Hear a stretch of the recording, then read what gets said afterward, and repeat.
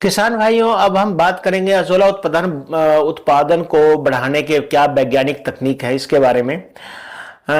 आप देख रहे हैं हमारा यूट्यूब चैनल फार्मिंग, और हम बात कर रहे हैं आजकल अजोला के बारे में। अजोला में क्या उत्पादन को कैसे बढ़ाया जाए, या अजोला को कैसे प्रयोग में लाया जाए, तो और इससे ज्यादा उत्पादन लिया जाए अजोला का। तो आज जो अजोला का उत्पादन दुगना कैसे करें इसके बारे में हम चर्चा करेंगे। ये जो है, अगर आप जानते हैं कि अजोला एक जलीय पौधा है, कम जगह में कम खर्च में ज्यादा अजोला उत्पादन मिले, तो यह वीडियो बहुत ही खास है आपके लिए। और हम बात करेंगे अजोला उत्पादन बढ़ाने के वैज्ञानिक तरीकों के बारे में। वैज्ञानिक तरीका क्यों जरूरी है दोस्तों? सिर्फ पानी और गोबर डाल देने से अजोला लंबे समय तक अच्छा उत्पादन नहीं देता, इसको आप मान के चलिए। वैज्ञानिक तरीके अपनाने से उत्पादन 30 से 50% तक बढ़ाया जा सकता है। अजोला ज्यादा पौष्टिक बनता है और बेड लंबे समय तक चलता है। जो अजोला का बेड है, सही प्रजाति का चुनाव। अजोला की अच्छी किस्म जो वैज्ञानिकों द्वारा बताई गई है, अजोला पिन्नाटा वगैरह, उसी प्रजाति का प्रयोग करें जो सबसे ज्यादा फायदेमंद है, जो पशु जिसको खाता भी है, उसमें प्रोटीन की मात्रा भी ठीक ठाक होती है। ये प्रजाति जो है वो तेजी से बढ़ता है और भारत जो में मौसम है, उस मौसम के लिए उपयुक्त भी माना जाता है। कमजोर या बीमार कल्चर को डालने से बचें। इस कमजोर कल्चर या जो कल्चर अगर आप जो अजोला का बीज डालते हैं वो स्वस्थ होना चाहिए।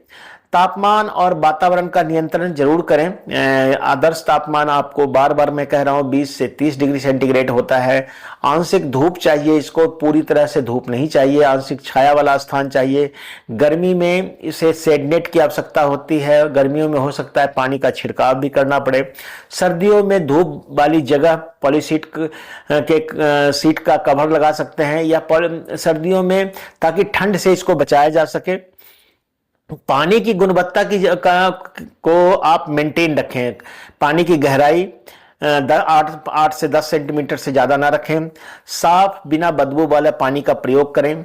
हर 7-8 दिन में 1-2 बाल्टी पानी निकालें और 1-2 बाल्टी पानी को आप डाल दें। इसके अलावा संतुलित पोषण प्रबंधन जरूर करें, जैसे इसमें फास्फोरस डालें, मिनरल मिक्सचर डाल सकते हैं। मिनरल्स जो आते हैं कई बार एनपीके के अलावा जो सूक्ष्म पोषक तत्व होते हैं उसको थोड़ी मात्रा में डाल सकते हैं। गोबर का घोल सीमित मात्रा में डालें। इसके अलावा सिंगल सुपर फॉस्फेट या 12-32-16 भी आप डाल सकते हैं, 100 से 150-200 ग्राम एक बार में। माइक्रोन्यूट्रिएंट को भी आप डाल सकते हैं। और सबसे जो जरूरी बात है, वो ज्यादा खाद डालने से उत्पादन इसका घटता है। ये ध्यान रखिए, अगर उत्पादन घट रहा है तो इसमें एक बहुत बड़ा कारण है कि आपने बहुत सारा गोबर डाल दिया है, या गोबर का खाद डाल दिया है, या कोई और केमिकल फर्टिलाइजर इसमें कोई भी प्रयोग में नहीं लाना है।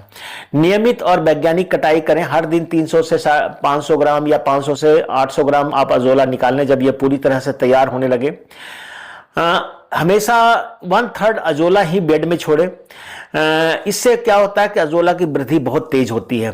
नई वृद्धि तेज हो, अजोला जवान बना रहता है, उसमें वीगर ज्यादा होता है और जल्दी ही उसकी ग्रोथ होती है, यानी 24 घंटे में फिर अजोला का बेड पूरी तरह से बढ़ जाता है। इसलिए बेड को आप नियमित सफाई भी करें। 20-25 दिन में हल्की सफाई जो है अजोला बेड की आप करते रहें।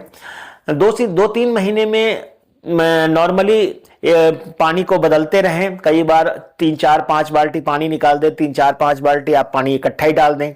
तो इस तरह से आप करते रहने से पानी भी नया साफ सुथरा बना रहता है और अजोला की ग्रोथ भी अच्छी होती रहती है। कीट और अगर कोई किसी तरह का रोग लगे, वैसे तो इसमें लगता नहीं है, तो आप थोड़ा बहुत, मैंने बोला, नीम के तेल का छिड़काव कर सकते हैं। नीम आधारित कोई भी घोल जो है उसका प्रयोग कर सकते हैं, खुद भी घर पे बना करके इसका छिड़काव कर सकते हैं।